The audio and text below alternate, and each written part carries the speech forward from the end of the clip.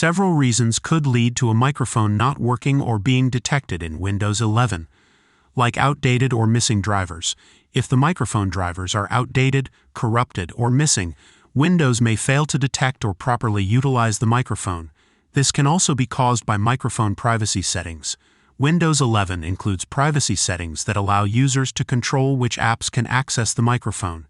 If the microphone access is disabled in the privacy settings, it won't be detected by applications. To address these issues, you can try the following solutions.